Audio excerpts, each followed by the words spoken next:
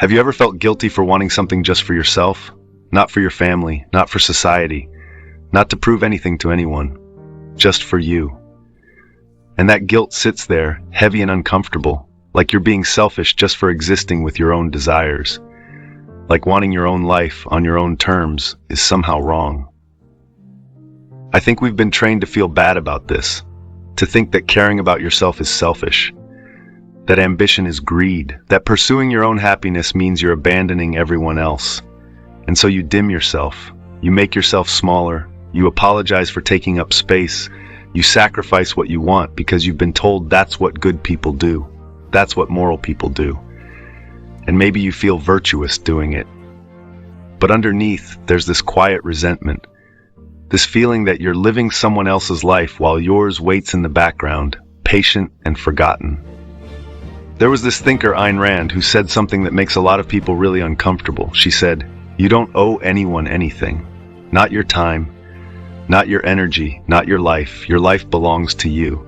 And living it for yourself isn't selfish. It's the only rational thing to do." Now, before you react to that, before you think that sounds cold or that sounds selfish, just sit with it for a second. Because I think most of us have never actually questioned the idea that we're supposed to sacrifice. We've just accepted it, like it's a law of nature. Rand built an entire philosophy around this idea. She called it objectivism.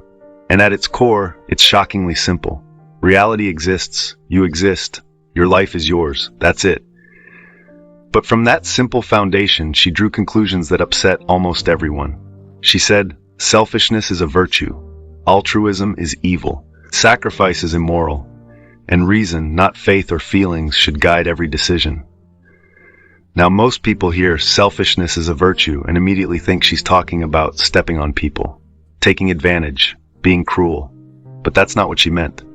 Here's where it gets uncomfortable. When Rand said selfishness, she didn't mean harming others for your benefit. She meant living for your own sake, pursuing your own goals, your own happiness, your own values, without guilt, without apology, without pretending that someone else's life matters more than yours. And she argued that this isn't just acceptable, it's moral. Because you can't actually help anyone if you're empty. You can't give what you don't have. And when you sacrifice yourself, when you live for others at your own expense, you don't become noble. You become resentful, bitter, and eventually you have nothing left to give anyway. Think about how this shows up in your life. You say yes when you want to say no. You take on responsibilities that aren't yours because you feel obligated. You work jobs you hate because you're supporting people who depend on you. You dim your ambitions because pursuing them feels selfish. And you tell yourself this makes you a good person. But does it? Or does it just make you tired? Does it make you quietly angry at the people you're sacrificing for? Does it make you look at your own life and feel like you're watching it pass by instead of living it? Rand would say that's not virtue, that's self-destruction. And she'd ask you a dangerous question: why do you think you exist? Not in some cosmic sense, but practically. Do you exist to serve others, to be a means to their ends? Or do you exist for your own sake, as an end in yourself? And if you exist for your own sake, then why are you living like you don't? Here's the part most people avoid. We've been taught that selflessness is good and selfishness is bad. But Rand flipped that completely. She said selflessness is asking you to not have a self, to not value your own existence, to treat yourself as less important than anyone else. And she asked, why would that ever be moral? If you matter, if your life has value, then living it fully, pursuing your own happiness, isn't selfish. It's rational. It's honest. It's the only way to actually respect your own existence. But here's where it gets really uncomfortable. Rand didn't just say you should pursue your own happiness. She said you should do it without guilt. That you don't owe your parents your life just because they gave it to you. That you don't owe your country your service just because you were born there. That you don't owe your friends your time just because they need it. That every relationship, every commitment, every choice should be voluntary, based on value, not obligation. And if something doesn't serve your life, your values, your happiness, you should let it go. Now, I know what you're thinking. That sounds cold. That sounds like a recipe for loneliness, for selfishness in the worst sense. But here's what Rand would say. Relationships based on obligation aren't real relationships. They're transactions. You give because you have to, not because you want to. They give because they have to, not because they value you. And that's not love. That's not friendship. That's mutual resentment dressed up as virtue. But when you choose relationships because they add value to your life, when you're with people because you want to be, not because you're obligated, that's real. That's honest. That's actually moral, because it's based on mutual respect, not mutual sacrifice. And this is where things quietly fall apart for most people, because we've built entire lives around obligation. Careers we don't want because we're supporting people. Relationships we don't value because we'd feel guilty leaving. Dreams we've abandoned because pursuing them would be selfish. And we tell ourselves we're being good, we're being moral, we're doing the right thing. But Rand would ask, at what cost? At the cost of your own life, your own happiness, your own potential. And if you're sacrificing all of that, who are you actually helping? Let me tell you about something I've noticed. The people who talk the most about selflessness are often the most miserable. They've given everything to others and kept nothing for themselves, and they expect the same from you. They demand your sacrifice because they sacrificed. They need you to be as miserable as they are to justify their choices, and they call it morality. But it's not morality, it's a trap. A way of keeping everyone equally diminished, so no one has to face the fact that they chose wrong. Rand believed in something she called rational self-interest, not hedonism, not short-term pleasure, but pursuing what actually serves your life in the long term. And she said reason should guide that pursuit, not feelings, not faith, not what everyone else says you should do, just cold, clear reason about what actually benefits your existence. And here's what that looks like in practice. You don't steal because theft destroys the conditions that make your own prosperity possible.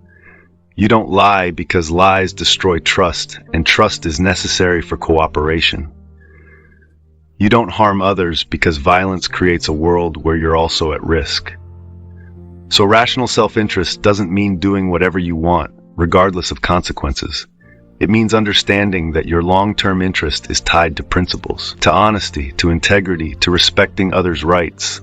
Not because you're obligated to, but because that's the world you want to live in. But here's what changes everything. Rand said the fundamental choice in life is to think or not to think, to use your mind or to evade reality. And most people choose evasion. They go along, they follow, they don't question, they accept what they're told, they adopt beliefs without examining them, they live on autopilot. And Rand would say that's the ultimate immorality, not because it hurts others, but because it destroys you. Because you can't live a human life without thinking, without choosing, without taking responsibility for your own existence.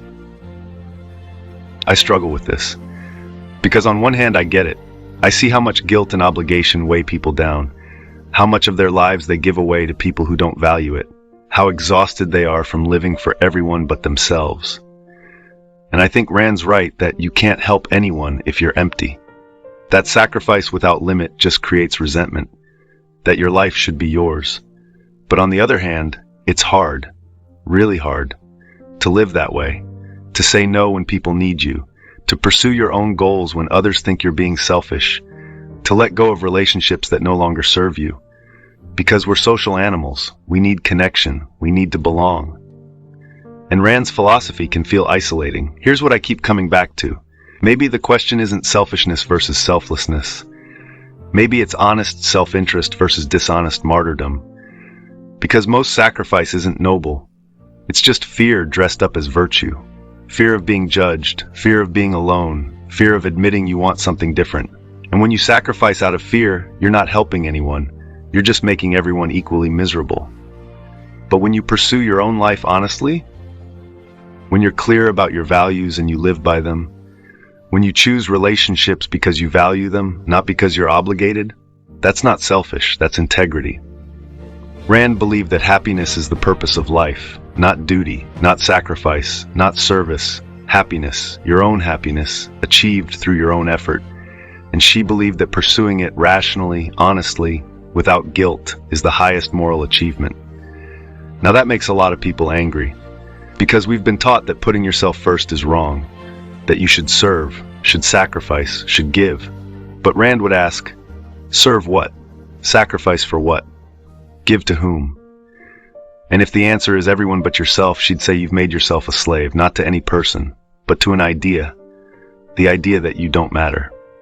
So what does this actually mean for you? How do you live this? I don't fully know. Some days I think Rand was right about everything, that we've been guilt-tripped into dimming ourselves for no good reason. Other days I think she went too far. That connection requires some level of compromise, that we do owe each other something just by being human. But here's what I do know. You're allowed to want your own life. You're allowed to pursue your own goals. You're allowed to say no to obligations that drain you.